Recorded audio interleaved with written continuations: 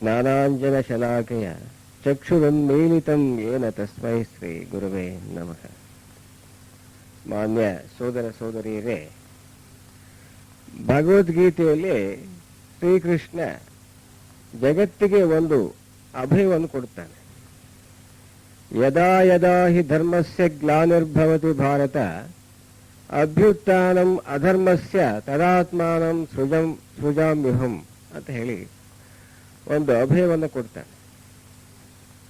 ಯಾವ ಯಾವ ಸಂದರ್ಭದಲ್ಲಿ ಈ ಪ್ರಪಂಚದಲ್ಲಿ ಧರ್ಮಕ್ಕೆ ಅವನತಿ ಉಂಟಾಗುತ್ತದೆಯೋ, ಯಾವಾಗ ಅಧರ್ಮಕ್ಕೆ ಪ್ರಾಬಲ್ಯ ಉಂಟಾಗುತ್ತದೆಯೋ ಆಗಾಗಲೆಲ್ಲ ನಾನು ಜನ್ಮ ತಾಳುತ್ತೇನೆ. ಧರ್ಮ ಸಂಸ್ಥಾಪನಾರ್ಥಾಯ ಸಂಭವಾಮಿ ಯುಗೇ ಯುಗೇ ಅಂತಲೂ ಕೂಡ ಅಭಯವನ್ನು ಕೊಡ್ತಾನೆ. ಧರ್ಮ ಸಂಸ್ಥಾಪನೆ ಮಾಡಲು ಯುಗ ಯುಗದಲ್ಲೂ ಅವತರಿಸುತ್ತೇನೆ ಅಂತ ಹೇಳಿ ಶ್ರೀಕೃಷ್ಣನು ವಿಷ್ಣುವಿನ ಪರವಾಗಿ ಭರವಸೆಯನ್ನು ನೀಡುತ್ತಾನೆ. ಹೇಳು, ಇಂತಹ ಸಂದಿಗ್ಧ ಪರಿಸ್ಥಿತಿಯು 19ನೇ ಶತಮಾನದ ಕೊನೆಯ ಭಾಗದಲ್ಲಿ ಉಂಟಾಗಿತ್ತು. ವಿಜ್ಞಾನದ ಆವಿಷ್ಕಾರಗಳ ಹಾವಳಿ ಆಗ ಬಹಳವಾಗಿತ್ತು. ಇದರಿಂದ ಎರಡು ಕೆಟ್ಟ ಪರಿಣಾಮಗಳು ಉಂಟಾದವು. ಒಂದನೇದು, ದೇವರ ಮೇಲಿನ ನಂಬಿಕೆ ಹೋಯಿತು, ನಾಸ್ತಿಕತೆ ಹೆಚ್ಚಾಯಿತು. ಎರಡನೇದು, ಭಿನ್ನ ಭಿನ್ನ ಮತಗಳ ಜನರು ಸೇರುವುದು ಹೆಚ್ಚಾಯಿತು. ಏಕೆಂತಂದ್ರೆ ಅಲ್ಲಿ ಸಂಪರ್ಕ ಮಾಧ್ಯಮ ಆಗಿನ ಕಾಲದಲ್ಲಿ ವಿಜ್ಞಾನದಿಂದ ಜಾಸ್ತಿ ಬೆಳೆದಿತ್ತು. ಅದಕ್ಕೆ ಸಾಮರಸ್ಯವಿಲ್ಲದೆ ವೈಷಮ್ಯ ಈ ಪರಸ್ಪರ ಬೆಳೀತು. ಮನುಷ್ಯ ಮೀನಿನಂತೆ ಹಡಗಿನ ಮೂಲಕ ಈಜುವುದನ್ನು, ಆಕಾಶದಲ್ಲಿ ಪಕ್ಷಿಯಂತೆ ವಿಮಾನದಲ್ಲಿ ಹಾರುವುದನ್ನು ಕಲಿತ. ಆದರೆ ಭೂಮಿಯ ಮೇಲೆ ಸಹೋದರನಂತೆ ಬಾಳುವುದನ್ನು ಕಲಿಯಲೇ ಇಲ್ಲ. ಇಂತಹ ಅಪಾಯಕರ ಸನ್ನಿವೇಶವನ್ನು ಮನಗಂಡು ಈಶ್ವರನ ಪ್ರತಿನಿಧಿಗಳಾದ ಶ್ವೇತಶ್ರೀ ಸಮಾಜದ ಮಹಾತ್ಮರಲ್ಲೊಬ್ಬರು AP ಸಿನೆಟ್ಗೆ ಒಂದು ಪತ್ರ ಬರೀತಾರೆ. ಆ ಪತ್ರದ ವಿಷಯ ಹೀಗಿದೆ: ನಮ್ಮ ಪ್ರಭುಗಳು ಒಂದು ವಿಶ್ವ ಸಾರ್ವತ್ರಿಕ ಮಾನವ ಸಹೋದರತ್ವವೇ ಗುರಿಯಾಗುಳ್ಳ ಒಂದು ಸಂಸ್ಥೆಯನ್ನು ಸ್ಥಾಪಿಸಬೇಕೆಂದು, ಆ ಮೂಲಕ ಅತ್ಯಂತ ಉನ್ನತ ಮಟ್ಟದ ಪ್ರಭಾವಶಾಲಿಗಳನ್ನು ಆಕರ್ಷಿಸಿ ಲೋಕ ಕಲ್ಯಾಣವನ್ನು ಸಾಧಿಸಬೇಕೆಂದು ಬಯಸುತ್ತಾರೆ. ಆದ್ದರಿಂದ ನಮ್ಮಲ್ಲಿ ಇಬ್ಬರು ಗುಪ್ತ ವಿದ್ಯೆಯ ಬೋಧೆಗೆ ಓಗೊಡುವಷ್ಟರ ಮಟ್ಟಿಗೆ ಸಮರ್ಥರಾಗಿದ್ದಾರೆ. ಮಾನವತೆಯ ವಿಚಾರ ಪರತೆಯು ಈಗ ಸಾಕಾದಷ್ಟು ಬೆಳೆದಿದೆ ಎಂಬ ತೀರ್ಮಾನಕ್ಕೆ ಬಂದೆವು. ಗುಪ್ತ ವಿದ್ಯೆಯಲ್ಲಿನ ಸತ್ಯ ಸಂಶೋಧನೆಗೆ ಅವಕಾಶ ಕಲ್ಪಿಸಿಕೊಡಬೇಕೆಂದು ನಾವು ತೀರ್ಮಾನಿಸಿದೆವು. ಅದಕ್ಕೆ ಅಮೆರಿಕಾದಲ್ಲಿದ್ದ ನಿಸ್ವಾರ್ಥ ಮನೋಭಾವನೆಯ ಮತ್ತು ಇತರೆ ಉಚಿತವಾದ ಸದ್ಗುಣ ಸಂಪತ್ತುಗಳನ್ನು ಮತ್ತು ದಕ್ಷತೆಯನ್ನು ಉಳ್ಳ ಒಬ್ಬ ಮುಖಂಡನನ್ನು ಆರಿಸಿ, ಆತನ ಜೊತೆಗೆ ಅಸಾಧಾರಣವಾದ ದಿವ್ಯ ದೃಷ್ಟಿಯುಳ್ಳ ಒಬ್ಬ ಹೆಂಗಸನ್ನು ಜಂಟಿಸಿ ಅವರಿಬ್ಬರೂ ಒಂದು ಕಡೆ ಸೇರುವಂತೆ ಮಾಡಿ ಒಂದು ಪ್ರಯೋಗವನ್ನ ಕೈಗೊಂಡೆವು ಅಂತ ಹೇಳ್ತಾರೆ ಅವರು.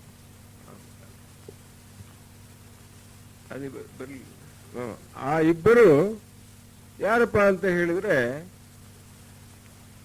ಅಮೆರಿಕಾದವರು HS ಆಲ್ಕಾಟ್ ಮತ್ತು ರಷ್ಯಾ ದೇಶದ ಮಹಿಳೆ ಮೇಡಮ್ ಬ್ಲಾವೆಟ್ಸ್ಕಿ ಅವರು. ಇವರುಗಳು ಈ ಒಂದು ಮಹತ್ ಕಾರ್ಯವನ್ನ ಮಾಡಬೇಕು ಅಂತ ಹೇಳಿ ಕೈಗೊಂಡ್ರು. ನಮ್ಮ ಈ ಅಂತರಂಗ ಸರ್ಕಾರದ ಇಬ್ಬರು ಮಹಾತ್ಮರು ಕರ್ಮಣ್ಯೇವಾಧಿಕಾರಸ್ಥೆ ಮಹಾಫಲೇಶು ಕದಾಚನ ಎಂಬ ರೀತಿಯಲ್ಲಿ ಅವರು ಕೆಲಸವನ್ನು ಮಾಡಲು ತತ್ಪರರಾದರು.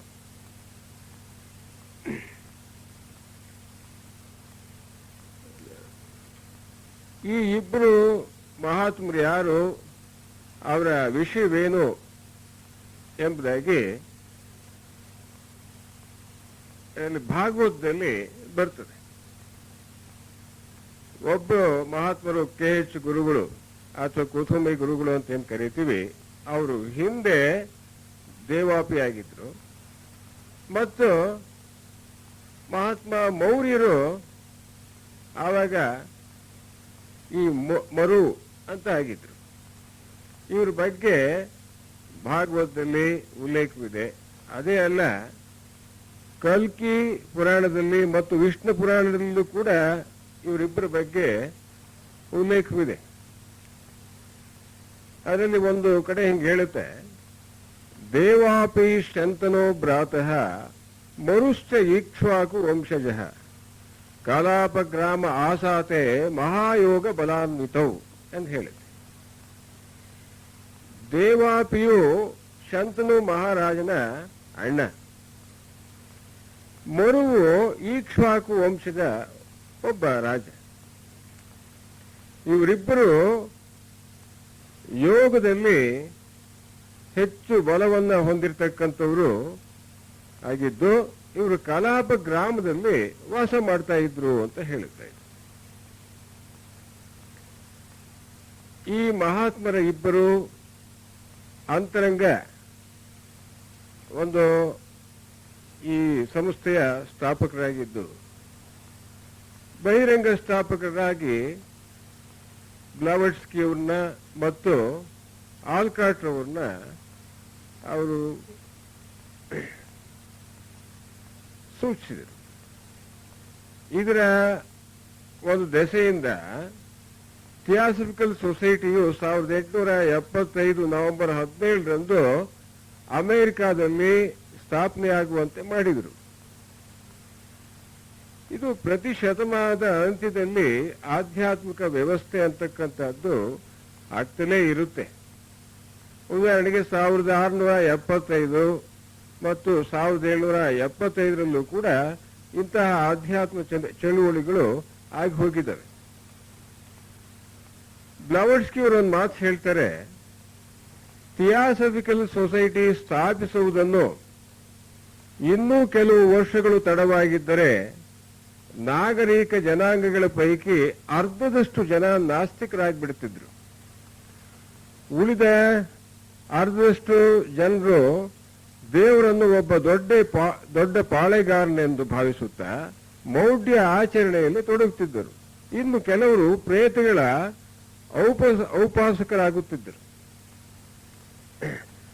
ಆಗಿನ ಕಾಲದಲ್ಲಿ ಅಮೆರಿಕಾದಲ್ಲಿ ಈ ಪ್ರೇತಗಳನ್ನ ವಿಜೃಂಭಿಸಿ ಈ ಮೀಡಿಯಮ್ಸ್ ಅಥವಾ ಮಾಧ್ಯಮಗಳ ಮೂಲಕ ಆಗಿನ ಕಾಲದಲ್ಲಿ ಆ ಪ್ರೇತಗಳ ಒಂದು ಏನು ಲೋಕ ಇದೆ, ಆ ಲೋಕದಲ್ಲಿ ಏನೇನು ಆಗುತ್ತೆ, ಯಾವ ರೀತಿ ಪ್ರೇತಗಳು ಜೀವನ ನಡೆಸ್ತವೆ ಅಂತಕ್ಕಂಥದ್ದನ್ನ ಅಲ್ಲಿ ಜನ ಆ ಮೀಡಿಯಮ್ಸ್ ಮುಖಾಂತರ ಅದು ಹೇಳಿಕೆ ಪಡಿತಾ ಇದ್ರು. ಇದಕ್ಕೆ ಸ್ಪಿರಿಚುವಲಿಸಂ ಅಂತ ಕರಿತೀವಿ ನಾವು, ಪ್ರೇತೋಪಾಸನೆ ಅಂತ ಕರಿತೀವಿ. ಆಗ ಅಮೆರಿಕಾದಲ್ಲಿ ಬಹಳ ಇತ್ತು ಇದು. ನಂತರ ಈಗ ಈ ಥಿಯಾಸಫಿಕಲ್ ಸೊಸೈಟಿ ಅಂತಕ್ಕಂಥದ್ದು ಏನಿದೆ, ಅದು ಹೇಗೆ ಸ್ಥಾಪನೆ ಆಯಿತು ಅಂತಕ್ಕಂಥದ್ದನ್ನ ನಾವು ಸ್ವಲ್ಪ ನೋಡೋಣ. 1851ರ ಆಗಸ್ಟ್ನಲ್ಲಿ ಮೇಡಮ್ ಬ್ಲಾವಟ್ಸ್ಕಿ ಅವರು ಒಂದು ಬೀದಿಯಲ್ಲಿ ಹೋಗ್ತಾ ಇದ್ರು. ಆ ಬೀದಿಯಲ್ಲಿ ಹಿಂದೂ ದೇಶದ ರಾಜರು ಕೂಡ ಹೋಗ್ತಾ ಇದ್ರು. ಅವರಲ್ಲಿ ಎತ್ತರವಾದ ಮತ್ತು ತೇಜಸ್ಸುಳ್ಳ ಒಬ್ಬ ವ್ಯಕ್ತಿಯನ್ನ ಮೇಡಮ್ ಬ್ಲಾವಟ್ಸ್ಕಿ ಅವರು ಗುರುತಿಸಿದ್ರು. ಈತನ್ನ ನಾನು ಎಲ್ಲೋ ನೋಡಿದ್ದೇನಲ್ಲ, ಓಹೋ, ಕನಸಿನಲ್ಲಿ ಈತ ನನಗೆ ಆಗಾಗ್ಗೆ ಬರ್ತಲೇ ಇರ್ತಾರೆ. ಇವರು ಅನೇಕ ಸಾರಿ ನನ್ನನ್ನ ಎಷ್ಟೋ ಅಪಘಾತಗಳಿಂದ ತಪ್ಪಿಸಿದ್ದಾರೆ, ಪಾರು ಮಾಡಿದ್ದಾರೆ ಇವರು, ಅಂತ ಮಹಾತ್ಮ ಇವರು ಅಂತ ಹೇಳಿ ಅವರು ಅವನ್ ಮಾತಾಡಿಸಲು ಮುಂದಕ್ಕೆ ಹೋದ್ರು. ಆದ್ರೆ ಆ ಮಹಾತ್ಮರು ಸಂಜ್ಞೆ ಮಾಡಿದ್ರು, ಆಕೆ ಅಲ್ಲೇ ನಿಂತರು. ನಂತರ ಅವರಿಬ್ರು ಮರುದಿನ ಹೈಡ್ ಪಾರ್ಕ್ನಲ್ಲಿ ಭೇಟಿಯಾದರು. ಮಹಾತ್ಮರು ಇವರ ಯೋಜನೆಯ ಬಗ್ಗೆ ಎಲ್ಲ ವಿವರವಾಗಿ ಬ್ಲಾವರ್ಸ್ಕಿ ಅವರು ತಿಳಿಸಿದರು.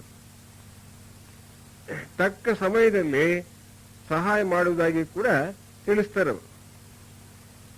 ಇದಕ್ಕೆ ನೀನೇನಾದರೂ ಸಮ್ಮತಿಸಿದ್ರೆ ನೀನು ಟಿಬೆಟ್ಗೆ ಬಂದು ನಮ್ಮಲ್ಲಿ ಶಿಕ್ಷಣ ಪಡೆಯುವುದು ಅಂತ ಹೇಳಿ ಹೋಗ್ತಾರೆ ಮಹಾತ್ಮರು. ಆಕೆಗೆ ಆಗ ಜೀವನದ ಉದ್ದೇಶ ಏನು ಅಂತ ಅರ್ಥವಾಯಿತು. ನಾನು ಯಾತಕ್ಕೋಸ್ಕರವಾಗಿ ನಾನು ಈ ಒಂದು ಭೂಮಿಯಲ್ಲಿ ಹುಟ್ಟಿದ್ದೀನಿ, ಯಾವುದೋ ಒಂದು ಉದ್ದೇಶವನ್ನ ಈಡೇರಿಸೋದಕ್ಕೋಸ್ಕರವಾಗಿ, ಮಹತ್ತರವಾಗಿರ್ತಕ್ಕಂಥ ಉದ್ದೇಶವನ್ನು ಈಡೇರಿಸೋದಕ್ಕೋಸ್ಕರವಾಗಿ ಹುಟ್ಟಿದ್ದೀನಿ ಅಂತಕ್ಕಂಥದ್ದು ಆಕೆಗೆ ಆವಾಗ ಅರಿವಾಯಿತು. 17 ವರ್ಷಗಳ ನಂತರ ಅಂದ್ರೆ 1868ರಲ್ಲಿ ಆಕೆಗೆ ಗುರುಗಳಿಂದ ಒಂದು ಪತ್ರ ಬಂತು. ಅದರ ಪ್ರಕಾರ ಸರ್ಬಿಯಾ ಪರ್ವತದ ತಪ್ಪಲಲ್ಲಿ ಕಾದಿದ್ದು ಸೂಚನೆ ಬಂದ ಕೂಡಲೇ ಕಾನ್ಸ್ಟಾಂಟಿನೋಪಲ್ಗೆ ಬಂದು ಗುರುಗಳನ್ನ ಸಂಧಿಸಿದರು. ಆಗ ಮಹಾತ್ಮರು ಆಕೆಯನ್ನು ಟಿಬೆಟ್ಗೆ ಕರೆದುಕೊಂಡು ಹೋದರು.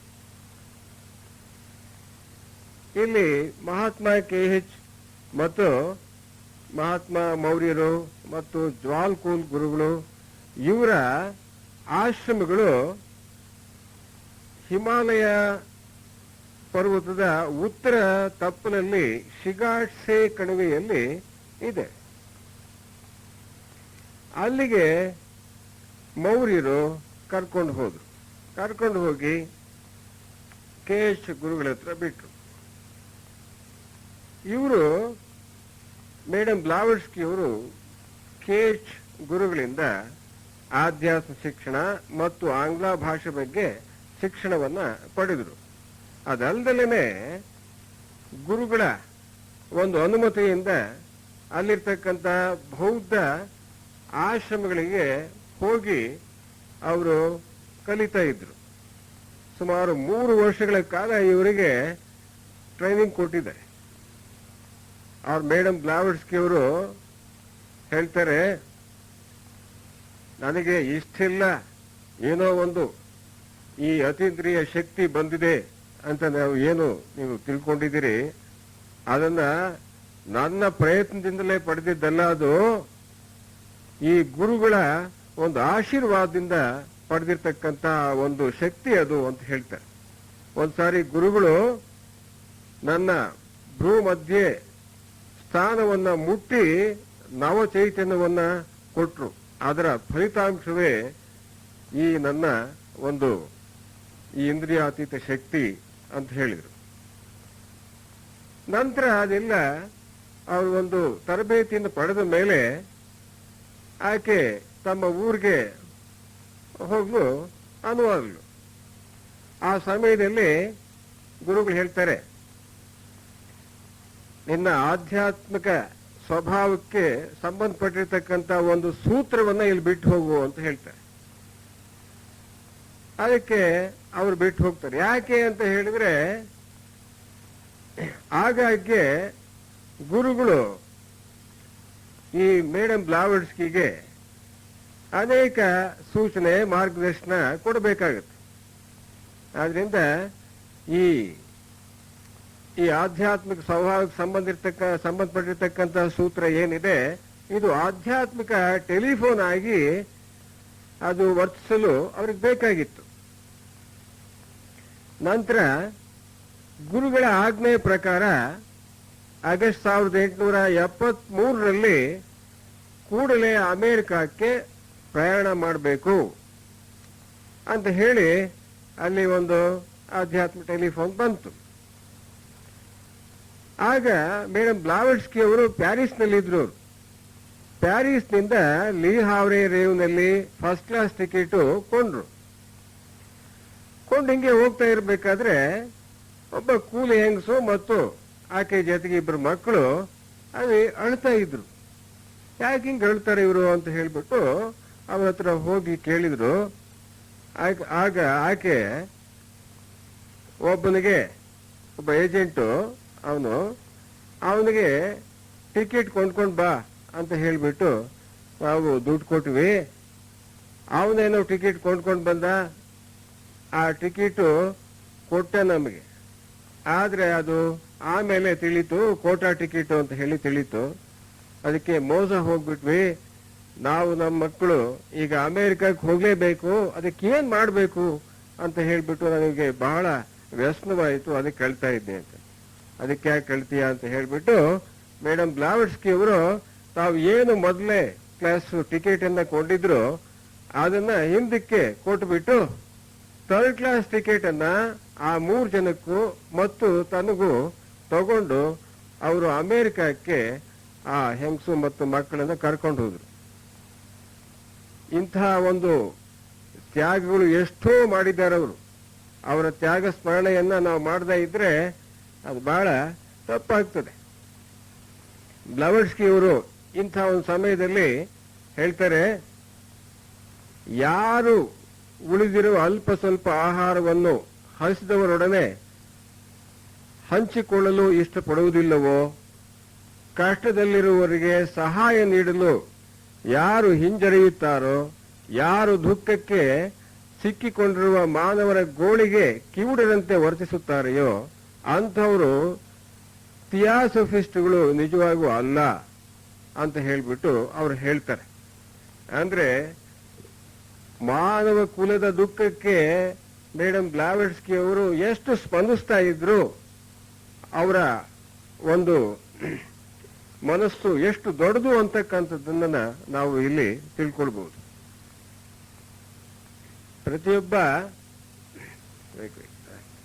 ಪ್ರತಿಯೊಬ್ಬ ಈ ಲೀಡರ್ಸ್ ಏನಿರ್ತಾರೆ, ಯಾವುದೇ ಆಧ್ಯಾತ್ಮದಲ್ಲಿರ್ಲಿ ಅಥವಾ ಯಾವುದೇ ಒಂದು ರಾಜಕೀಯದಲ್ಲಿರ್ಲಿ, ಅವರಿಗೆ ಒಂದು ತ್ಯಾಗ ಮನೋಭಾವ ಅಂತಕ್ಕಂಥದ್ದು ಮೊಟ್ಟ ಮೊದಲು ಇರಬೇಕಾಗಿರ್ತಕ್ಕಂತಹ ದೊಡ್ಡ ಗುಣ ಅದು. ಇದನ್ನ ಬ್ಲಾವಟ್ಸ್ಕಿ ಅವರು ಅಲ್ಲಿ ತೋರಿಸಿದರು. ಇದಲ್ದಲೇನೆ ಥಿಯಾಸಫಿಕಲ್ ಸೊಸೈಟಿ ಹುಟ್ಟಿದ್ದಾದ ಮೇಲೆ ನಂತರ ಅವರು ಭಾರತಕ್ಕೆ ಬರಬೇಕಾದ್ರೆ ಅವರು ಮತ್ತು ಎಚ್.ಎಸ್. ಆಲ್ಕಾಟ್ ಅವರು ಇಂಥದೇ ಇನ್ನೊಂದು ಘಟನೆ ನಡೆಯಿತು. ಈ ಹಡಗಿನ ಅಪಘಾತಕ್ಕೆ ಸಿಕ್ಕಿದ ಅರೇಬಿಯನ್ರು ಅಮೇರಿಕ ದೇಶಕ್ಕೆ ಬಂದು ತಲುಪಿದ್ರು. ಆಗ ಅವ್ರಿಗೆ ಬಹಳ ತೊಂದರೆ ಆಗಿತ್ತು, ನಿರ್ಗತಿಕರಾಗಿದ್ರು. ಅಂತಹ ಸಂದರ್ಭದಲ್ಲಿ ಮೇಡಮ್ ಬ್ಲಾವಟ್ಸ್ಕಿ ಮತ್ತು ಈ ಎಚ್.ಎಸ್. ಆಲ್ಕಾಟ್ ರವರು ಜನಗಳಿಂದ ಚಂದ ಎತ್ತಿ ಅವರಿಗೆ ಕೊಟ್ಟು ಆ ಹಣವನ್ನ ಸಂತೈಸಿದ್ರು, ಅವ್ರನ್ನ ಕಷ್ಟದಿಂದ ಪಾರ್ ಮಾಡಿದ್ರು. ಇಲ್ಲಿ ಸಹೋದರ ಭಾವ ಏನಿದೆ ನಮ್ಮ ಥಿಯಾಸಫಿಕಲ್ ಸೊಸೈಟಿಯಲ್ಲಿ, ಅದನ್ನ ಇಬ್ಬರೂ ಕೂಡ ಮೊದಲಿಂದಲೂ ಕೂಡ ಅದನ್ನ ಆಚರಿಸ್ಕೊಂಡು ಬರ್ತಾ ಇದ್ದಾರೆ ಅಂತಕ್ಕಂಥದ್ದು ನಮಗೆ ಇಲ್ಲಿ ಗೊತ್ತಾಗುತ್ತೆ. ಇದೆಲ್ಲ ಆದ್ಮೇಲೆ ಈ ಥಿಯಾಸಫಿಕಲ್ ಸೊಸೈಟಿ ಹೇಗೆ ಹುಟ್ಟಿತು ಅಂತಕ್ಕಂಥದ್ದನ್ನ ಮುಂದುವರ್ಸೋಣ. 1873ರಲ್ಲಿ ಗುರುಗಳಿಂದ ಒಂದು ಆಧ್ಯಾತ್ಮ ಟೆಲಿಫೋನ್ ಬಂತು. ಅದರ ಪ್ರಕಾರ ಬ್ಲಾವಟ್ಸ್ಕಿ ಅವರು ಚಿಟ್ಟಂಡನ್ನಲ್ಲಿರ್ತಕ್ಕಂತಹ ವರ್ಮಾಂಟ್ನಲ್ಲಿ ಎಡ್ಡಿ ಸಹೋದರರ ಒಂದು ತೋಟ ಇದೆ, ಅಲ್ಲಿಗೆ ಹೋಗು ಅಂತ ಹೇಳಿ ಅವರು ಆಧ್ಯಾತ್ಮ ಟೆಲಿಫೋನ್ ಮಾಡಿದರು ಗುರುಗಳು. ಅದರ ಪ್ರಕಾರ ಮೇಡಮ್ ಬ್ಲಾವಟ್ಸ್ಕಿ ಆ ಒಂದು ಎಡ್ಡಿ ಸಹೋದರರ ಒಂದು ಫಾರಂ ಅಥವಾ ಏನು ತೋಟ ಇದೆ ಅಲ್ಲಿಗೆ ಹೋಗಿ ಅಲ್ಲಿ ವರಾಂಡದಲ್ಲಿ ಕೂತ್ಕೊಂಡಾಗ ಅವರ ಮುಂದೆನೆ ಯಾರೋ ಒಬ್ಬ ವ್ಯಕ್ತಿ ಬಂದು ಕೂತ್ಕೊಂಡು ಸಿಗರೇಟ್ ಅನ್ನ ಕೈಯಲ್ಲಿ ಇಟ್ಕೊಂಡು ಅದನ್ನ ಹಚ್ಕೋಬೇಕು ಅಂತ ಹೇಳಿಬಿಟ್ಟು ಅಲ್ಲಿ ಬೆಂಕಿಪಟ್ಟಣನ ತಗೊಳ್ಳೋದಕ್ಕೆ ವಿದ್ಯುಕ್ತನಾಗ್ತಿದ್ದ. ಅಷ್ಟರಲ್ಲಿ ಮೇಡಮ್ ಬ್ಲಾವಟ್ಸ್ಕಿ ಅವರು ಆತನ ಅಲ್ಲಿಗೆ ಹೋಗ್ಬಿಟ್ಟು ಆತನ ಸಿಗರೇಟ್ಗೆ ಬೆಂಕಿ ಹಚ್ಚಿದ್ರು. ಆಗ ಆ ಬೆಂಕಿ ಅದೇನಿದೆ, ಆ ಜ್ವಾಲೆ ಅಂತಕ್ಕಂಥದ್ದು ಮುಂದೆ ಶಾಶ್ವತವಾದ ದಿವ್ಯ ಜ್ವಾಲೆಯಾಗಿ ಹೊತ್ತಿಸುವ ಒಂದು ಸಂಬಂಧವನ್ನ ಏರ್ಪಡಿಸಿತು. ಆ ವ್ಯಕ್ತಿ ಯಾರು ಅಂತ ಹೇಳಿದ್ರೆ ಎಚ್ ಎಸ್ ಹಾಲ್ಕಟ್, ಯಾರು ಅಲ್ಲ ಅವರು. ಇವ್ರ ಜೊತೆಗೆ ಒಂದು ಪರಿಚಯವಾಗಿಬಿಟ್ಟು ನಂತರ ಅಲ್ಲಿ ಅವರ ವಿಚಾರ ತಿಳ್ಕೊಂಡ್ರು. ಈ ಆಲ್ಕಾಟ್ ರವರು ಈ ವ್ಯವಸಾಯ ಇಲಾಖೆಯಲ್ಲಿ ಕೆಲಸ ಮಾಡಿದ್ರು, ನ್ಯಾಯವಾದಿ ಕೂಡ ಆಗಿದ್ರು, ಸೈನಿಕ ಕೂಡ ಸೇರಿರ್ತಕ್ಕಂತಹ ಒಬ್ಬ ದಕ್ಷ ವ್ಯಕ್ತಿಯಾಗಿದ್ರು. ಇವ್ರ ಜೊತೆ ಚೆನ್ನಾಗಿ ಪರಿಚಯ ಆಯಿತು. ಪರಿಚಯ ಆದಮೇಲೆ ಆಗಾಗಿ ಅವರು ಮೀಟ್ ಮಾಡ್ತಾ ಇದ್ರು. ಮೇಡಮ್ ಬ್ಲಾವಟ್ಸ್ಕಿ ಅವರು ಅಮೆರಿಕಾದಲ್ಲಿ ಇದ್ದಾಗ ಅವರಿಗೆ ಹಣನೇ ಇರಲಿಲ್ಲ, ಹಣದ ಕೊರತೆ ಬಹಳ ಇತ್ತು. ಅವರು ಬಡವರ ಬೀದಿಯಲ್ಲಿ ಒಂದು ಗುಡಿಸಲಲ್ಲಿ ಮನೆ ಮಾಡಿಕೊಂಡಿದ್ರು. ಅವರು ಕೊರಳು ಪಟ್ಟಿ ಹೊಲಿದು ಜೀವನ ನಡೆಸ್ತಾ ಇದ್ರು. ಹೀಗೆ ನಡೆಸ್ತಾ ಇರ್ಬೇಕಾದ್ರೆ ಒಂದ್ 2 ತಿಂಗಳಾದ್ಮೇಲೆ ಅವರಿಗೆ ತಮ್ಮ ಸೋದರಿಯಿಂದ $1,000 ಬಂತು. ಆಗ ಬೇರೆ ಬೀದಿಗೆ ಅವ್ರ ಮನೆಯನ್ನ ವರ್ಗಾಯಿಸಿದ್ರು.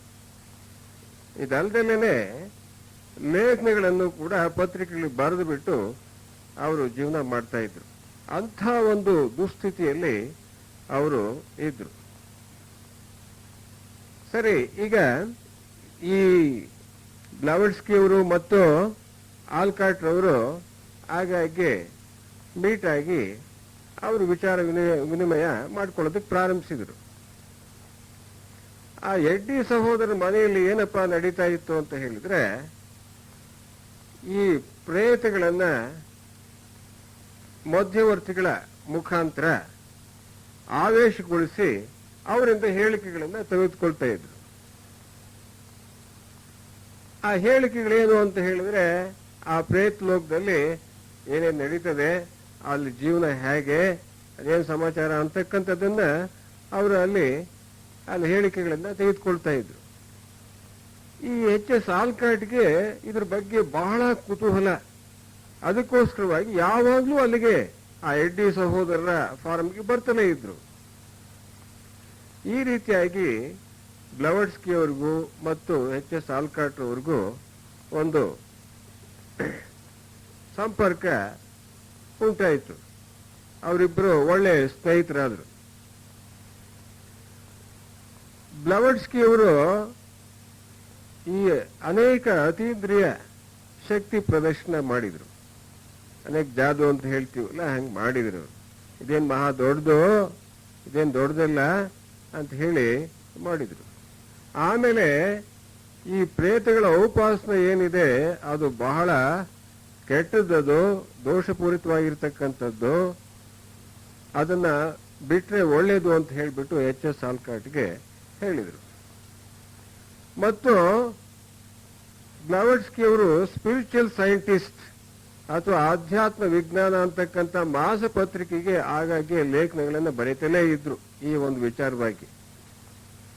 ಇದರಿಂದ ಅನೇಕ ಜನಕ್ಕೆ ಕುತೂಹಲ ಉಂಟಾಗಿ ಮೇಡಮ್ ಬ್ಲಾವಟ್ಸ್ಕಿ ಅವರ ಹೆಸರು ಮನೆ ಮಾತಾಗ್ಬಿಡ್ತದೆ. ಅವರು ಖ್ಯಾತಿ ಹೊಂದಿದ್ರು. ಆಲ್ಕಾಟ್ ರವರು ಅದೇ ಸಮಯದಲ್ಲಿ people from the other world, ಅದೃಶ್ಯ ಪ್ರಪಂಚದ ಜನರು ಎಂಬ ಗ್ರಂಥವನ್ನು ಕೂಡ ಬರೆದರು. ಇದರಿಂದ ಜನರಿಗೆ ನಾಸ್ತಿಕ ಭಾವನೆ ಅಂತಕ್ಕಂಥದ್ದು ಸ್ವಲ್ಪ ಮಟ್ಟಿಗೆ ತೆಗಿತದು. ಅದಕ್ಕೆ ಇಬ್ಬರು ವಿಜ್ಞಾನಿಗಳು, ಒಬ್ರು AR ವ್ಯಾಲೆಸ್ ಅಂತಕ್ಕಂಥವ್ರು ಮತ್ತು ಇನ್ನೊಬ್ರು ಕ್ರೂಕ್ಸ್ ಅಂತಕ್ಕಂಥವ್ರು, ಇವರು ಹೇಳ್ತಾರೆ, ನಿಮ್ಮ ಪರಿಶೋಧನೆ ಅಂತಕ್ಕಂಥದ್ದು ಈಗ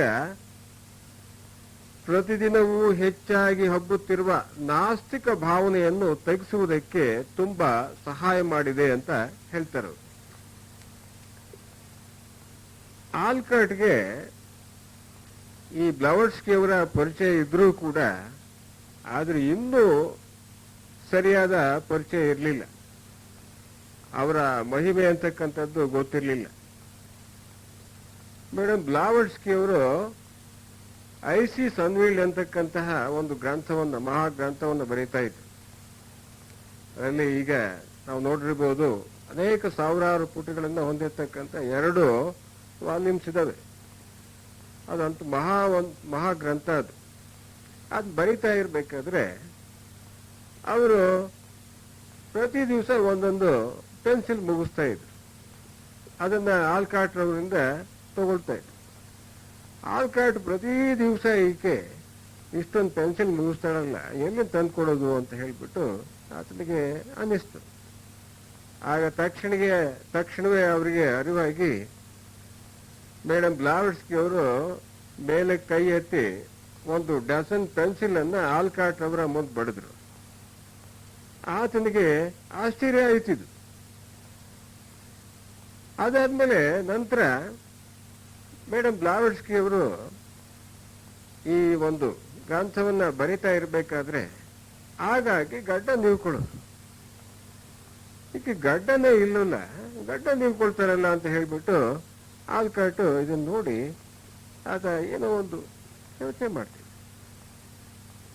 ಅದಕ್ಕೆ ಆಮೇಲೆ ಆತನಿಗೆ ಅರಿವಾಯ್ತು, ಓಹೋ, ಈ ಮಹಾತ್ಮರು ಅಥವಾ ಗುರುಗಳು ಅಂತ ಏನ್ ಹೇಳ್ತೀವಿ, ಅವರು ಬಂದು ಈಕೆ ಮೇಲೆ ಈ ಒಂದು ಗ್ರಂಥವನ್ನು ಬರೆಸಿ ಹೋಗ್ತಾ ಇದ್ದಾರೆ ಅಂತಕ್ಕಂಥ ವಿಚಾರ ಆಮೇಲೆ ಗೊತ್ತಾಯ್ತು. ಇಂತಹ ಮಹತ್ತರವಾಗಿರ್ತಕ್ಕಂತಹ ಗ್ರಂಥವು ಅದು ಏನು ಮುದ್ರಣ ಹೊಂತು ಸುಮಾರು 1,000 ಪ್ರತಿಗಳನ್ನು ಮಾಡಿಸಿರು ಮೊಟ್ಟ ಮೊದಲು. ಅವು 10 ದಿನಗಳಲ್ಲಿ ಖರ್ಚಾಗ್ಬಿಟ್ಟು ನಂತರ 7 ತಿಂಗಳಲ್ಲಿ 3 ಬಾರಿ ಪ್ರಿಂಟ್ ಮಾಡಿಸಿದ್ರು. ಅವು ಕೂಡ ಪೂರ್ತಿಯಾಗಿ ಖರ್ಚಾಗ್ಬಿಟ್ಟು. ಅದರಲ್ಲಿ ಅಂತಹ ಮಹತ್ತರವಾಗಿರ್ತಕ್ಕಂತಹ ಇಂದ್ರಿಯಾತೀತವಾದ ಒಂದು ವಿಚಾರ, ಅಂದ್ರೆ ಸೂಕ್ಷ್ಮ ಲೋಕಗಳಲ್ಲಿ ಏನ್ ನಡೀತದೆ ಅಂತಕ್ಕಂಥ ವಿಚಾರವೆಲ್ಲವೂ ಅದರಲ್ಲಿ ಇತ್ತು. ಪ್ರೇತೋಪಾಸಕರು ಏನಿದ್ರು ಅವರೆಲ್ಲ ಈ ಕಡೆ ತಿರುಗಿಕೊಂಡ್ರು. ಮೇಡಮ್ ಬ್ಲಾವರ್ಸ್ಕಿ ಅವರಿಗೆ ಬಹಳ ಅಪಾರವಾಗಿರ್ತಕ್ಕಂತಹ ಗೌರವವನ್ನ ಸೂಚಿಸ್ತಾ ಇದ್ರು. ನಂತರ ಒಂದು ದಿವಸ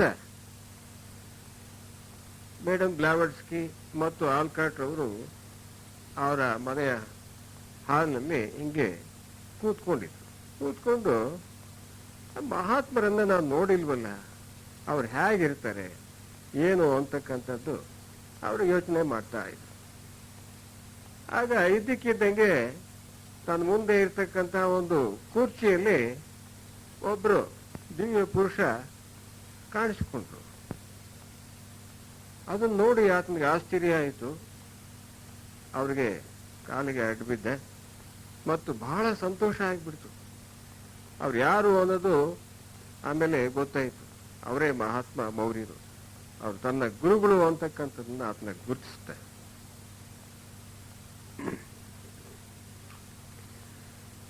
ಮಹಾತ್ಮರೇನು ನನಗೇನೋ ಕಾಣಿಸಿದ್ರು, ಆದ್ರೆ ಜನಕ್ಕೆ ಹೇಳ್ಬೇಕಾದ್ರೆ ಮಹಾತ್ಮ ಕಂಡಿದ್ರು ಅಂತಕ್ಕಂಥದ್ದನ್ನ ಹೇಳ್ಬೇಕಾದ್ರೆ ಮತ್ತೆ ಹೇಗೆ ಹೇಳ್ಬೇಕು, ಇವ್ರು ಏನಾದ್ರೂ ಒಂದು ಗುರ್ತನ್ನ ಬಿಟ್ಟು ಹೋದ್ರೆ ಚೆನ್ನಾಗಿರುತ್ತಲ್ಲ ಅಂತ ಹೇಳಿ ಅಂದ್ಕೊಂಡ.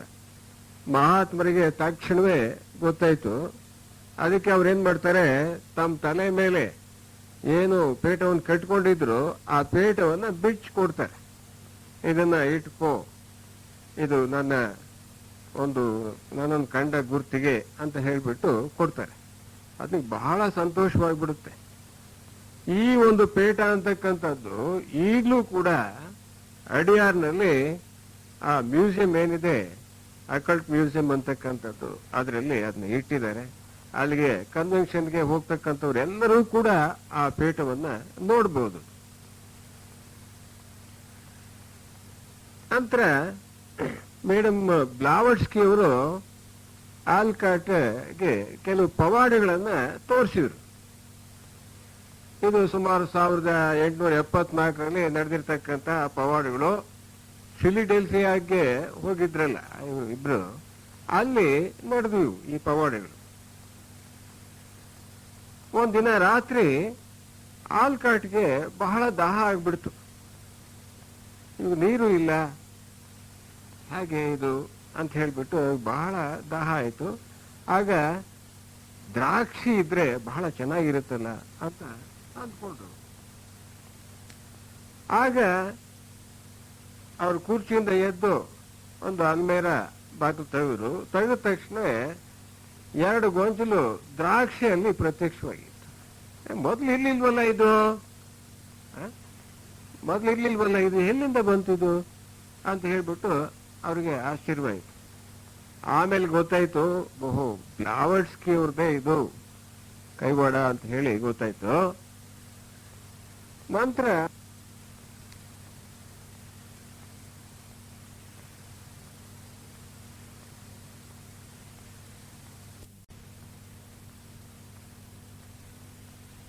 ಇನ್ನೊಂದು ಸಂದರ್ಭದಲ್ಲಿ ಆಲ್ಕಾಟ್ ಅವರು 1 ಡಜನ್ ಟವಲ್ ಅನ್ನ ಬ್ಲಾವಟ್ಸ್ಕಿ ಅವರಿಗೆ ತಂದು ಕೊಟ್ರು. ಇವುಗಳ ಅಂಚನ್ನ ಹೊಲಿರಿ, ಅವನ್ನ ಉಪಯೋಗಿಸೋಣ ಅಂತ ಹೇಳ್ಬಿಟ್ಟು ತಂದು ಕೊಟ್ರು ಅವರು. ಆಗ ಅವರು ಬ್ಲಾವಟ್ಸ್ಕಿ ಅವರು 1 ಟವಲನ್ನು ತಗೊಂಡು ಹೊಲಿತಾ ಇರ್ಬೇಕಾದ್ರೆ ಆಗ ಚಿಲಿಪಿಲಿ ಅಂತ ಹೇಳ್ಬಿಟ್ಟು ಒಂದು ಶಬ್ದ ಉಂಟಾಯಿತು. ಅದಕ್ಕೆ ಬ್ಲಾವಟ್ಸ್ಕಿ ಅವರು ತಮ್ಮ ಎದುರಿರ್ತಕ್ಕಂಥ ಒಂದು ಕುರ್ಚಿಯನ್ನು ಒದ್ರು. ಆಲ್ಕಾಟು ನೋಡ್ಬಿಟ್ಟು ಇಲ್ಲಿ ಎದುರಿರ್ತಕ್ಕಂಥ ಕುರ್ಚಿಯಲ್ಲಿ ಯಾರು ಇಲ್ವಲ್ಲ, ಯಾಕೆ ಹೋದ್ರು ಅಂತ ಹೇಳಿ ಕೇಳಿದ್ರು. ಅದಕ್ಕೆ ಅವ್ರು ಹೇಳ್ತಾರೆ, ಒಂದು ದೇವತೆ ಆಗ್ಲಿಂದಲೂ ಪೀಡಿಸ್ತಾ ಇತ್ತು, ನನಗೆ ಕೂಡ ಆ ಟವಲ್ ನಾನು ಹೊಲ್ದು ಕೊಡ್ತೀನಿ ಅಂತ ಹೇಳಿ, ಅದಕ್ಕೆ ನಾನು ಸುಮ್ಮನಿರು ಅಂತ ಹೇಳಿ ಓದ್ದೆ ಅಂತ ಹೇಳಿ. ಆಯ್ತು, ಆ ದೇವತನೇ ಒಲಿಲಿ ಕೊಟ್ಬಿಡಿ ಅಂತ ಹೇಳಿ ಹೇಳಿದಾಗ ಬ್ಲಾವಟ್ಸ್ಕಿ ಅವರು ಅದನ್ನ ಕೊಟ್ರು. ಆ 1 ಡಜನ್ ಟವಲ್ ಅನ್ನ ದೇವತೆ 1/4 ಗಂಟೆಯಲ್ಲೇನೆ ರೆಡಿ ಮಾಡಿ ಕೊಟ್ಬಿಡ್ತದೆ. ಇನ್ನೊಂದು ಸಂದರ್ಭದಲ್ಲಿ ಬ್ಲಾವಟ್ಸ್ಕಿ ಅವರು ಮತ್ತು ಆಲ್ಕಾಟ್ ಅವರು ಹಾಲಲ್ಲಿ ಕೂತ್ಕೊಂಡಿದ್ರು. ಹಂಗೆ ಮಾತಾಡ್ತಾ ಇರ್ಬೇಕಾದ್ರೆ ಇದ್ದಕ್ಕಿದ್ದಂತೆ ಬ್ಲಾವಟ್ಸ್ಕಿ ಅವರು ತಮ್ಮ ಕೋಣೆ ಒಳಕ್ಕೆ ಹೋದರು. ಎಷ್ಟೊತ್ತಾದ್ರೂ ಬರಲೇ ಇಲ್ಲ. ಆಲ್ಕಾಟ್ಗೆ ಅನುಮಾನ ಆಯಿತು, ಯಾಕೆ ಇವ್ರು ಬರಲಿಲ್ಲ ಅಂತ ಹೇಳ್ಬಿಟ್ಟು ಆ ಕೋಣೆಗೆ ಹೋಗಿ ನೋಡ್ತಾರೆ. ಆ ಕೋಣೆಯಲ್ಲಿ ಯಾರೂ ಇರ್ಲಿಲ್ವಲ್ಲ. ಅದರಿಂದ ಆಲ್ಕಾಟು ಎಲ್ಲಿಗೆ ಹೋದ್ರು ಇವರು ಅಂತ ಹೇಳಿದ್ರು. ಇರೋದು ಆ ಕೋಣೆಗೆ ಒಂದೇ ಒಂದು ಬಾಗಿಲು. ಆ ಬಾಗಿಲು ನಾನು ಎದುರು ನೋಡ್ತಾನೆ ಇದ್ದೀನಿ, ಯಾವಾಗ ಬರ್ತಾರೆ ಇವರು ಬ್ಲಾವಟ್ಸ್ಕಿ ಇವರು ಅಂತ ಹೇಳಿ. ಅದ್ರ ಮುಖಾಂತರ ಬರಲೇ ಇಲ್ವಲ್ಲ, ಮತ್ತೆ ಹೆಂಗೆ ಹೋದ್ರಿ ಇವರು ಅಂತ ಹೇಳಿ ಯೋಚನೆ ಮಾಡಿ ಅವ್ರು ಬಂದು ಕೂತ್ಕೊಂಡ್ರು, ಎಲ್ಗೋಗಿದ್ದಾರೆ ಅಂತ ಹೇಳ್ಬಿಟ್ಟು. ಆಗ ಸ್ವಲ್ಪ ಹೊತ್ತಾದ್ಮೇಲೆ ಬ್ಲಾವಟ್ಸ್ಕಿ ಅವರು ಬಂದ್ರು, ಅದೇ ಕೋಣೆಯ ಬಾಗಿಲಿಂದ ಬಂದ್ರು. ನಾನು ಬಂದು ನೋಡಿದೆ, ನೀವು ಕೋಣೆಯಲ್ಲಿ ಇರ್ಲಿಲ್ವಲ್ಲ, ಮತ್ತೆ ಎಲ್ಲಿಗೆ ಹೋಗಿದ್ರಿ, ಹೆಂಗೆ ಹೋಗಿದ್ರಿ ನೀವು ಅಂತ ಹೇಳಿದೆ. ಆ ಕಿಟಕಿ ತೋರಿಸ್ತಾರೆ ಅಲ್ಲಿ ಬ್ಲಾವಟ್ಸ್ಕಿ ಅವರು, ಅದ್ರ ಮುಖಾಂತರ ಹೋಗಿದ್ದೆ ಅಂತ ಹೇಳ್ಬಿಟ್ಟು. ಅದಕ್ಕೆ ಎಲ್ಲಿ ಹೋಗಿದ್ರಿ ಅನ್ನೋದಕ್ಕೆ ಅವರು ಮೇಲಿನ ಲೋಕದಲ್ಲಿ ಒಂದು ಅರ್ಜೆಂಟ್ ಕೆಲಸ ಇತ್ತು, ಅದಕ್ಕೋಸ್ಕರ ಹೋಗಿ ಬಂದೆ ಅಂತ ಹೇಳಿದ್ರು. ಹೀಗೆ ಬ್ಲಾವಟ್ಸ್ಕಿ ಅವರು ಇನ್ನೂ ಅನೇಕ ಪವಾಡಗಳನ್ನ ಆಲ್ಕಾಟಿಗೆ ತೋರಿಸ್ತಾರೆ. ಆಲ್ಕಾಟಿಗೆ ಅವಾಗ ಚೆನ್ನಾಗಿ ಮಂದಟ್ಟಾಗುತ್ತೆ, ಈಕೆ ಸಾಮಾನ್ಯ ಮನುಷ್ಯರೆಲ್ಲ ಈಕೆ ಅಂತಕ್ಕಂಥದ್ದು ಚೆನ್ನಾಗಿ ಅರ್ಥವಾಗುತ್ತೆ ಆಲ್ಕಾಟ್ಗೆ. ಆವಾಗ ಆಲ್ಕಾಟ್ ಅವರು ಬ್ಲಾವಟ್ಸ್ಕಿ ಅವ್ರ ಬಗ್ಗೆ ಒಳ್ಳೆ ಗೌರವವನ್ನ ತಳಿತಾರೆ.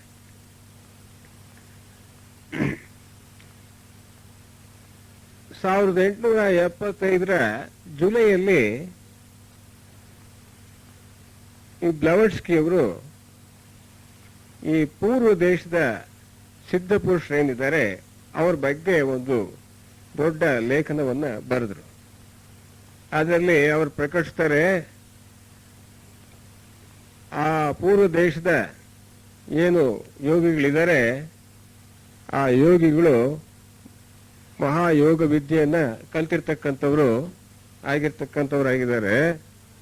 ಅವರು ಬಹಳ ಮಹಾಮಹಿಮರು, ಮಹಿಮಾ ಪುರುಷರವರು ಅಂತ ಹೇಳಿಬಿಟ್ಟು ಎಲ್ಲ ಆ ಪೂರ್ವ ದೇಶದ ಯೋಗ ವಿದ್ಯೆ ವಿಚಾರವಾಗಿ ಎಲ್ಲ ವಿಶೇಷವಾದ ಒಂದು ಲೇಖನ ಬರೀತಾರೆ ಅವರು.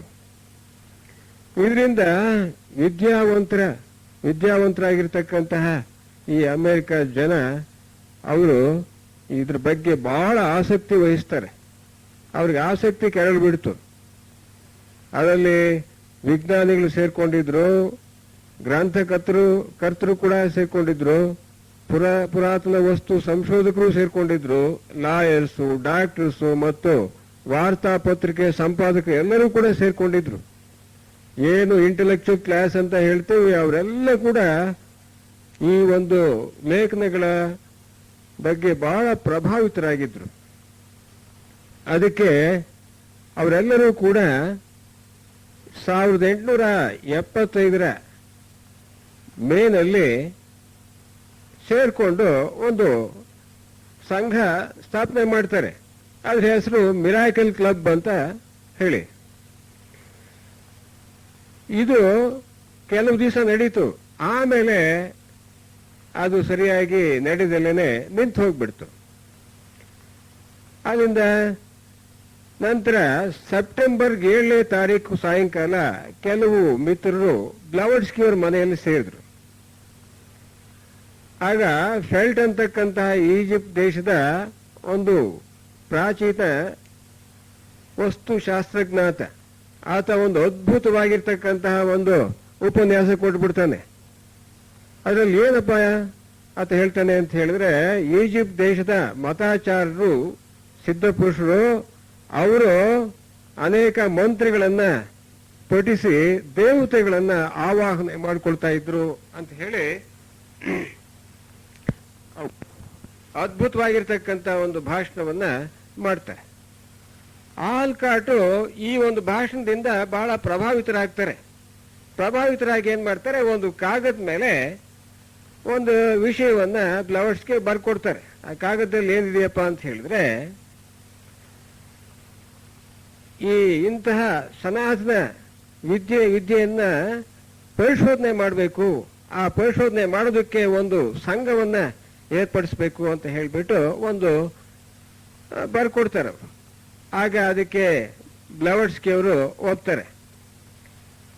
ಆಗ ತಕ್ಷಣವೇ ಒಂದು ಸಂಘ ಸ್ಥಾಪನೆ ಮಾಡಬೇಕು ಅಂತ ಏನು ಪ್ರಸ್ತಾಪ ಆಯಿತು, ಆವಾಗ ಅಲ್ಲಿ ವಿಲಿಯಂ ಕ್ಯೂ ಜಡ್ಜ್ ಅಂತಕ್ಕಂಥವ್ರು ಲಾಯರ್ ಇರ್ತಾರೆ, ಅವರು ಲೀಡಿಂಗ್ ಲಾಯರ್ ಅವರಲ್ಲಿ. ಆಗ ಅವರು HS ಆಲ್ಕಾಟ್ ಅವರನ್ನ ಅಧ್ಯಕ್ಷರನ್ನಾಗಿ ಮಾಡ್ತಾರೆ. ಮಾಡಿಬಿಟ್ಟು ಆ ಮೀಟಿಂಗ್ ಅನ್ನ ಮುಂದೂಡ್ತಾರೆ. ನಂತರ ಈ ವಿಚಾರವನ್ನ ಪ್ರಖ್ಯಾತವಾಗಿರ್ತಕ್ಕಂತಹ ಪತ್ರಿಕೆಗಳಲ್ಲಿ ಪ್ರಕಟಿಸ್ತಾರೆ. ಸಂಘವು ಪ್ರಾಚೀನ ಗುಪ್ತ ವಿದ್ಯೆಯನ್ನು ಪರಿಶೋಧನೆ ಮಾಡಿ ಅದರಲ್ಲಾಗುವ ಜ್ಞಾನವನ್ನು ಲೋಕಕ್ಕೆ ಅದು ಪ್ರಚಾರ ಪಡಿಸಬೇಕು. ಆ ಪ್ರಚಾರ ಪಡಿಸೋದಕ್ಕೋಸ್ಕರವಾಗಿ ಮತ್ತು ಅನೇಕ ಸಂಶೋಧನೆ ಮಾಡೋದಕ್ಕೋಸ್ಕರವಾಗಿ ಅಮೆರಿಕದ ಏನು ಇಂಟೆಲೆಕ್ಚುಯಲ್ ಕ್ಲಾಸ್ ಅಥವಾ ಒಂದು ಪ್ರತಿಭಾಶಾಲಿಗಳಿದ್ದಾರೆ ಅವರೆಲ್ಲ ಬರಬಹುದು, ಅವರು ನಾವು ಎಲ್ಲ ಸೇರ್ಕೊಂಡು ಒಂದು ಸಂಘವನ್ನ ಸ್ಥಾಪಿಸೋಣ ಅಂತ ಹೇಳಿಬಿಟ್ಟು ಅದರ ಆ ಪತ್ರಿಕೆಯಲ್ಲಿ ಪ್ರಕಟಿಸ್ತಾರೆ. ನಂತರ ಸೆಪ್ಟೆಂಬರ್ 8ನೇ ತಾರೀಕು ಯಾರ್ಯಾರು ಬೇಕೋ ಅವರೆಲ್ಲ ಬಂದು ಸೇರ್ಕೊಳ್ತಾರೆ. ಆ ಸೇರ್ಕೊಂಡಾಗ ಅವರು ಆ ಒಂದು ಸಂಘವನ್ನು ಸ್ಥಾಪನೆ ಮಾಡಬೇಕಲ್ಲ, ಆ ಸ್ಥಾಪನೆ ಮಾಡೋದಕ್ಕೋಸ್ಕರವಾಗಿ ಸುಮಾರಾಗಿ 16 ಜನ ಬಂದು ಸೇರ್ಕೊಳ್ತಾರೆ ಆ ಸಂಘಕ್ಕೆ. ಆ ಸಂಘದಲ್ಲಿ ಅಧ್ಯಕ್ಷರನ್ನಾಗಿ HS ಆಲ್ಕಾಟ್ ಅವರನ್ನು ಮತ್ತು ಕಾರ್ಯದರ್ಶಿಯನ್ನಾಗಿ WQ ಜಡ್ಜ್ ಅವರನ್ನ ಆಯ್ಕೆ ಮಾಡ್ತಾರೆ. ಆ 16 ಜನರ ಒಂದು ಏನು ಸಂಘ ಇತ್ತು ಅದರಲ್ಲಿ HS ಆಲ್ಕಾಟ್ ಸೇರ್ಕೊಂಡಿದ್ದಾರೆ, ಬ್ಲವಡ್ಸ್ಕಿ ಅವರು ಸೇರ್ಕೊಂಡಿದ್ದಾರೆ, ಫೆಲ್ಟು, ಜಡ್ಜು, AR ವ್ಯಾಲೆಸ್ ಇತ್ಯಾದಿಗಳು ಸೇರ್ಕೊಂಡಿದ್ರು. ಅವರೆಲ್ಲ ಸೇರ್ಕೊಂಡ್ಬಿಟ್ಟು ಇದಕ್ಕೆ ಈ ಸಂಘಕ್ಕೆ ನಿಯಮಾವಳಿಗಳಾಗಬೇಕಲ್ಲ, ರೂಲ್ಸ್ ಅಂಡ್ ರೆಗ್ಯುಲೇಷನ್ಸ್ ಅದಕ್ಕೋಸ್ಕರ ಏನ್ ಮಾಡಿದ್ರು, AR ವ್ಯಾಲೇಸ್ಗೆ ಈ ನಿಯಮಾವಳಿಗಳನ್ನ ತಯಾರು ಮಾಡಿಕೊಡಿ ಅಂತ ಹೇಳ್ಬಿಟ್ಟು ಅವ್ರು ಕೇಳ್ಕೊಂಡ್ರು. ನಂತರ ಇದನ್ನ 13ನೇ ತಾರೀಕಿಗೆ ಈ ಮೀಟಿಂಗ್ ಮಾಡಿ ಆ ನಿಯಮಾವಳಿಗಳನ್ನ ನಾವು ಫೈನಲೈಸ್ ಮಾಡೋಣ ಅಂತ ಹೇಳಿಬಿಟ್ಟು ಅವರು 8ನೇ ತಾರೀಕು ಆ ಒಂದು ಸಭೆಯನ್ನು ಮುಕ್ತಾಯ ಮಾಡಿದ್ರು. ನಂತರ 13ನೇ ತಾರೀಕು ಎಲ್ಲ ಸೇರ್ಕೊಂಡು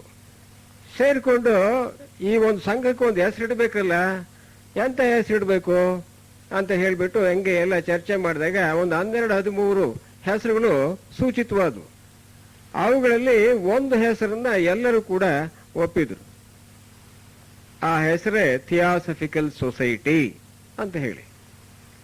ಈ ಥಿಯಾಸಫಿಕಲ್ ಸೊಸೈಟಿ ಅಂತಕ್ಕಂಥದ್ದು ಆ ಸಂಘ ಆವಾಗ ಅದು ಪ್ರಾರಂಭವಾಯ್ತದು.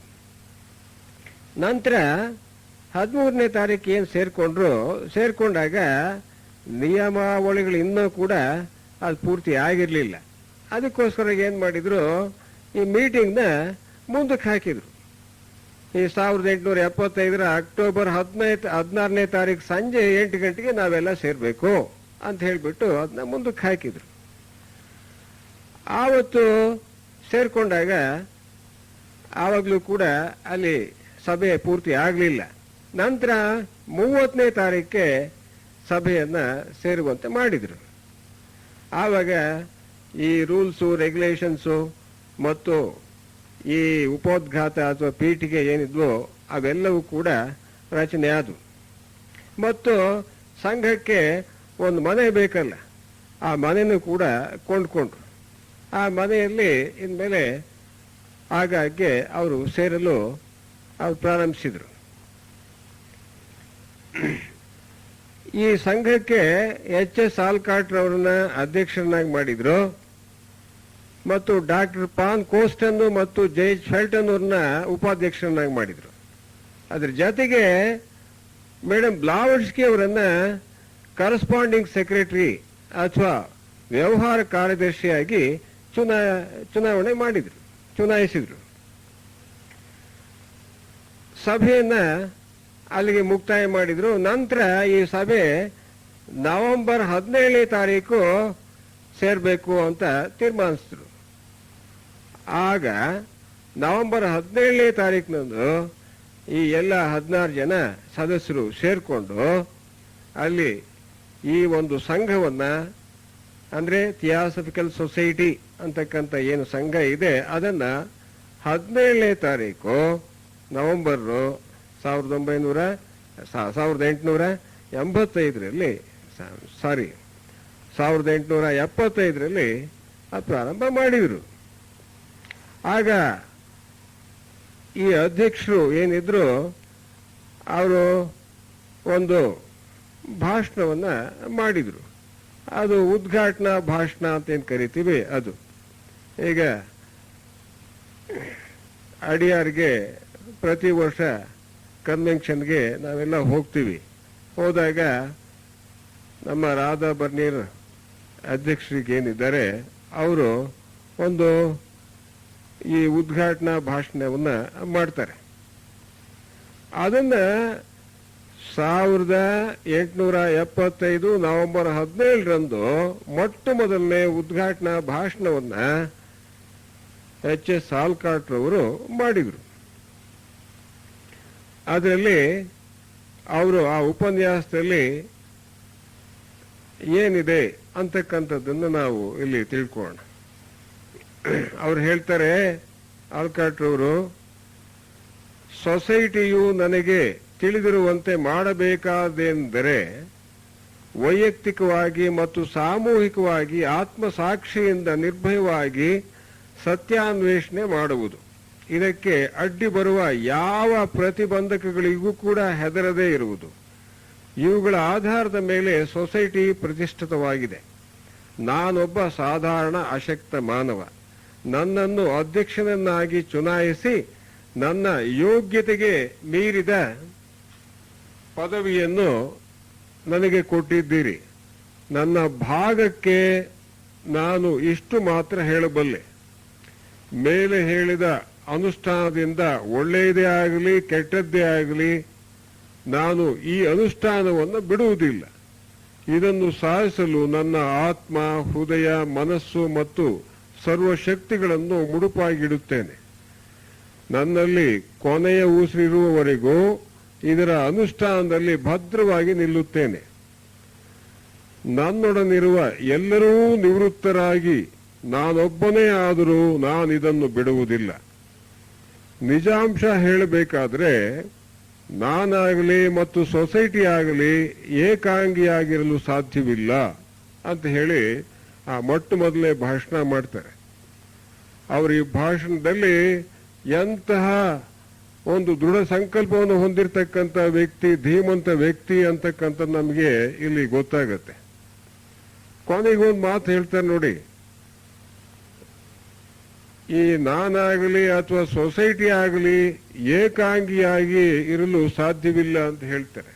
ಯಾಕೆ ಹೇಳ್ತಾರೆ ಅಂತ ಹೇಳಿದ್ರೆ, ಈ ಸೊಸೈಟಿಯ ಹಿನ್ನೆಲೆಯಲ್ಲಿ ಮಹಾತ್ಮರು ಅಥವಾ ಋಷಿಗಳು ಇದ್ದಾರೆ, ಅವರು ಕಾಪಾಡ್ತಾರೆ ಅಂತಕ್ಕಂಥ ಭರವಸೆ ಇಂದ ಹೇಳ್ತಾರೆ ಅವರು.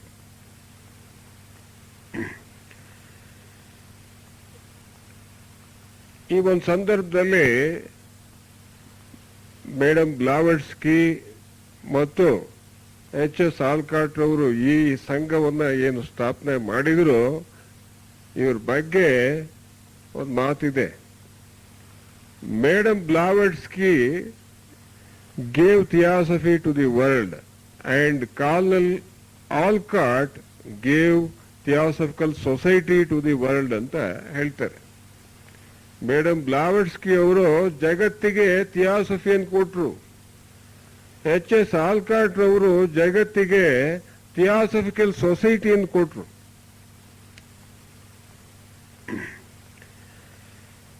ಕೆಲವು ಕಾಲದ ನಂತರ ಮೇಡಮ್ ಬ್ಲಾವಟ್ಸ್ಕಿ ಅವರು ಈ ಥಿಯಾಸಫಿಕಲ್ ಸೊಸೈಟಿಯ ಸದಸ್ಯರು ಏನ್ ಕೆಲಸ ಮಾಡಬೇಕು ಅಂತಕ್ಕಂಥದ್ದನ್ನ ಅವರು ಸ್ಪಷ್ಟವಾಗಿ ಹೇಳ್ತಾರೆ.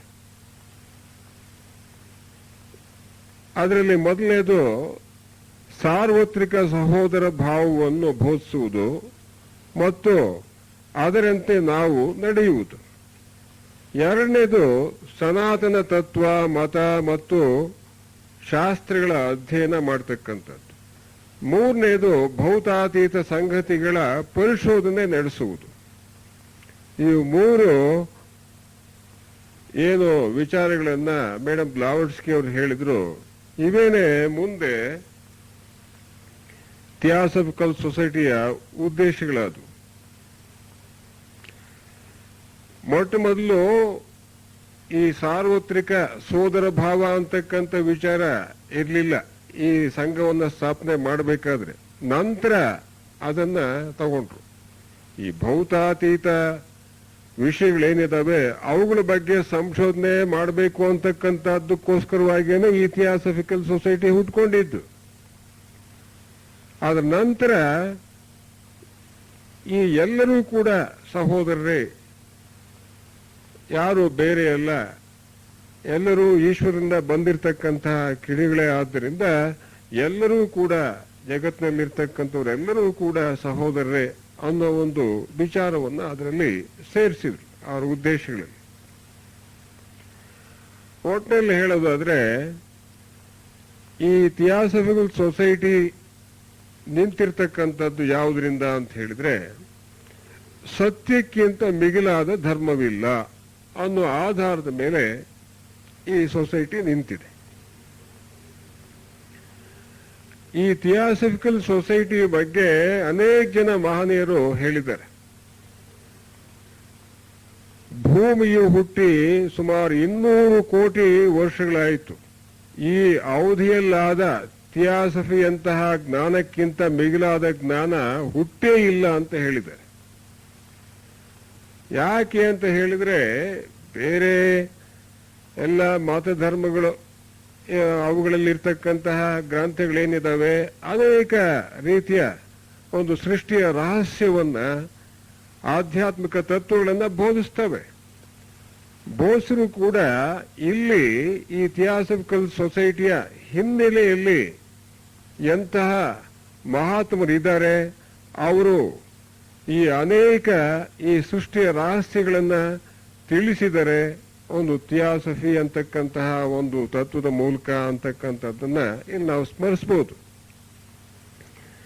ಈ ಸೃಷ್ಟಿಯ ರಹಸ್ಯವನ್ನು ಯುಗ ಯುಗಾಂತರಗಳಿಂದಲೂ ಕೂಡ ಅನೇಕ ಜನ ಮಹರ್ಷಿಗಳು ಅನುಭವಿಸಿ ನೋಡಿ ಇವುಗಳನ್ನ ದಾಖಲೆ ಮಾಡಿದ್ದಾರೆ.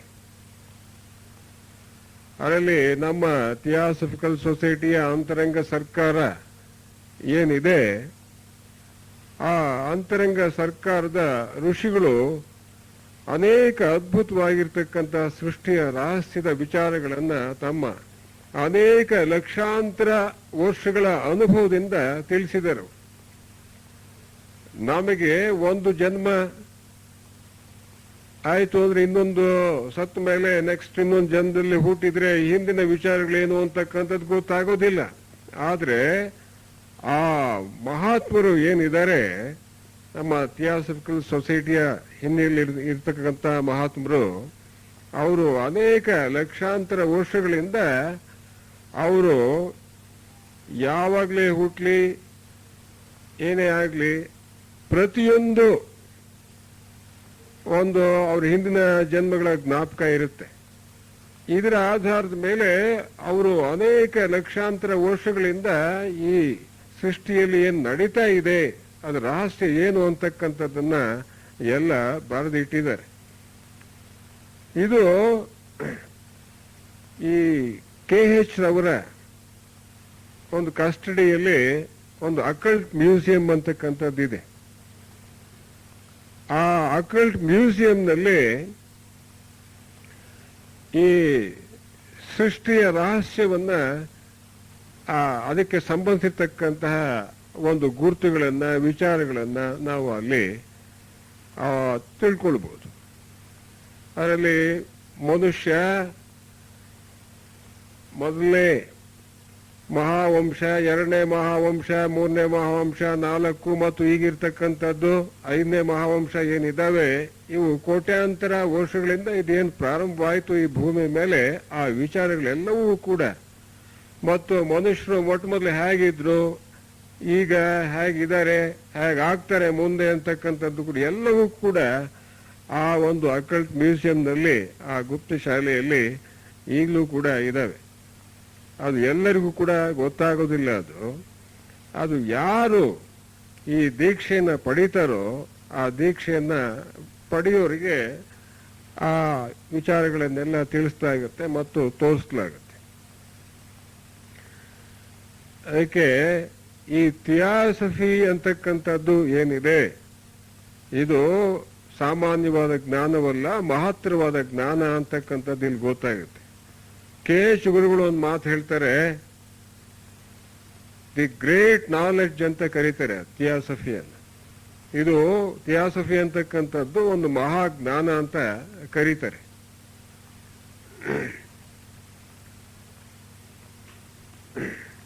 ಥಿಯಾಸಫಿಕಲ್ ಸೊಸೈಟಿಯು ಅಮೆರಿಕಾದಲ್ಲಿ 1875 ನವೆಂಬರ್ 17ರಂದು ವಿದ್ಯುಕ್ತವಾಗಿ ಅದು ಪ್ರಾರಂಭವಾಗಿದ್ದನ್ನ ನಾವು ತಿಳ್ಕೊಂಡ್ವಿ.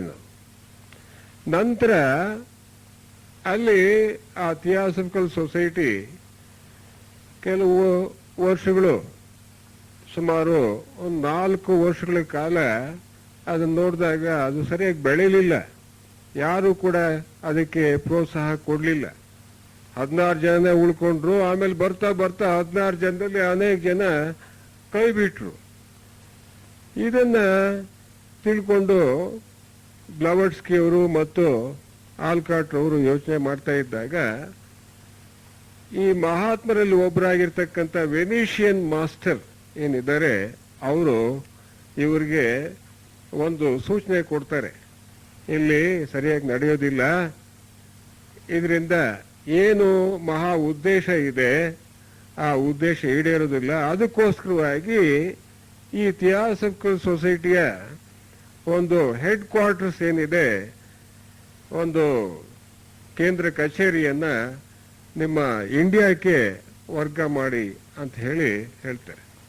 ಆವಾಗ ಆಲ್ಕಾಟ್ ಅವರು ಇಂಡಿಯಾಕ್ಕೆ ಹೋಗ್ಬೇಕು ಅಂತ ಹೇಳಿದ್ರೆ ನನಗೆ ಹೆಂಡತಿ ಮಕ್ಕಳಿದಾರಲ್ಲ, ನಾನು ಹೇಗೆ ಮಾಡೋದು ಅಂತ. ಅದಕ್ಕೆ ವೆನೇಷಿಯನ್ ಮಾಸ್ಟರ್ ಹೇಳ್ತಾರೆ, ಅದಕ್ಕೆ ಒಂದು ವ್ಯವಸ್ಥೆ ಮಾಡ್ತೀನಿ ನಾನು, ಅದ್ರ ಬಗ್ಗೆ ಯೋಚನೆ ಮಾಡಬೇಡ ನೀನು. ನೀವಿಬ್ರು ಕೂಡ ಈ ಒಂದು ಥಿಯಾಸಫಿಕಲ್ ಸೊಸೈಟಿ ಹೆಡ್ ಕ್ವಾರ್ಟರ್ಸ್ ಅನ್ನ ಅಲ್ಲಿ ಇಂಡಿಯಾಕ್ಕೆ ವರ್ಗಾಯಿಸಿ ಅಲ್ಲಿ ಹೋಗಿ ಪ್ರಚಾರ ಮಾಡಿ ಅಂತ ಹೇಳ್ತಾರೆ ಅವರು. ಆಗ ಇವರಿಬ್ರು ಕೂಡ ಅದರ ಪ್ರಕಾರ ಈ ಥಿಯಾಸಫಿಕಲ್ ಸೊಸೈಟಿಯ ಹೆಡ್ ಕ್ವಾರ್ಟರ್ಸ್ ಅಥವಾ ಕೇಂದ್ರ ಕಚೇರಿ ಏನಿದೆ ಅದನ್ನು ಅಮೆರಿಕಾದಿಂದ ಈ ಇಂಡಿಯಾದ ಬಾಂಬೆಗೆ ಅದನ್ನ ವರ್ಗಾವಣೆ ಮಾಡ್ತಾರೆ. ಆ ಬಾಂಬೆನಲ್ಲಿ ಅದು 3 ವರ್ಷಗಳ ಕಾಲ ಇರುತ್ತೆ. ನಂತರ 1882ರಲ್ಲಿ ಈಗೇನು ಅಡಿಯಾರ್ನಲ್ಲಿ ಈ ಥಿಯಾಸಫಿಕಲ್ ಸೊಸೈಟಿಯ ಕೇಂದ್ರ ಸ್ಥಾನ ಇದೆ ಅಲ್ಲಿಗೆ ವರ್ಗಾವಣೆ ಆಗತ್ತೆ. ಹೀಗೆ ಅಡಿಯಾರ್ಗೆ ಇಂಟರ್ನ್ಯಾಷನಲ್ ಹೆಡ್ ಕ್ವಾರ್ಟರ್ಸ್ ಏನಿದೆ ಅದು 1882ರಲ್ಲಿ ಬಂತು ಅಂದಂಗಾಯ್ತು.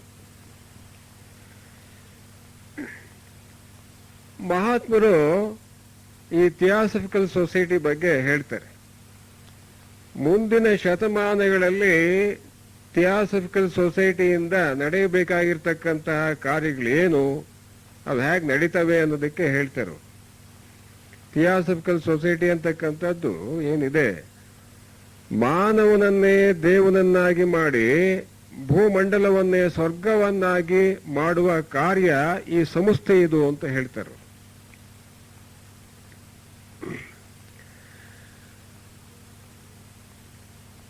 ನಂತರ KH ಗುರುಗಳು ಬ್ಲವಡ್ಸ್ಕಿ ಅವ್ರ ಬಗ್ಗೆ ಒಂದು ಮಾತನ್ನು ಹೇಳ್ತಾರೆ.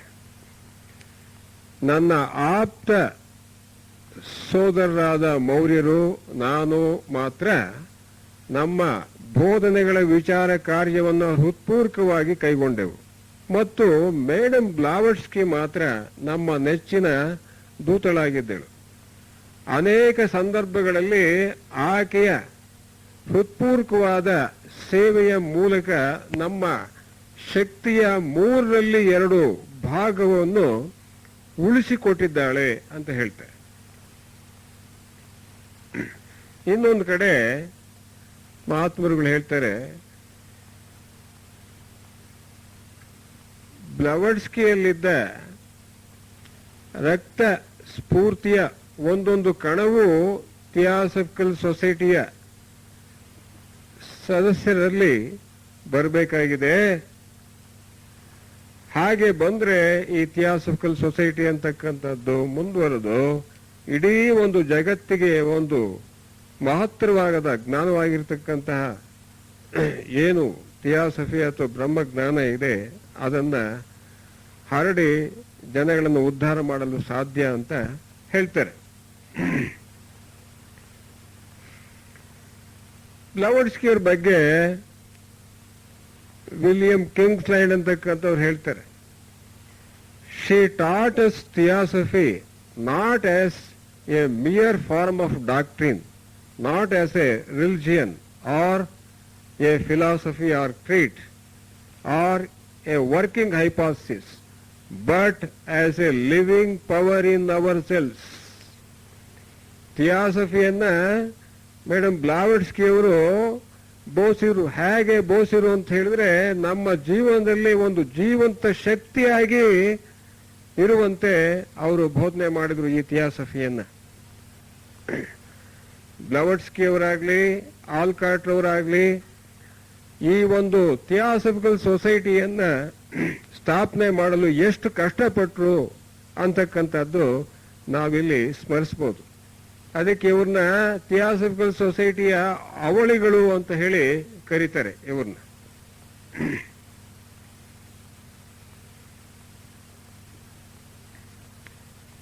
ಈ ಥಿಯಾಸಫಿಕಲ್ ಸೊಸೈಟಿಯನ್ನು ಸ್ಥಾಪಿಸುವುದರ ಮೂಲಕ ಅವಳಿಗಳಾದ ಮೇಡಮ್ ಬ್ಲವಡ್ಸ್ಕಿ ಮತ್ತು ಆಲ್ಕಾಟ್ ಅವರು ನಮ್ಮ ಜೀವನದ ಉದ್ದೇಶವನ್ನು ಅರಿಯುವಂತೆ ಮಾಡಿದ್ದಾರೆ.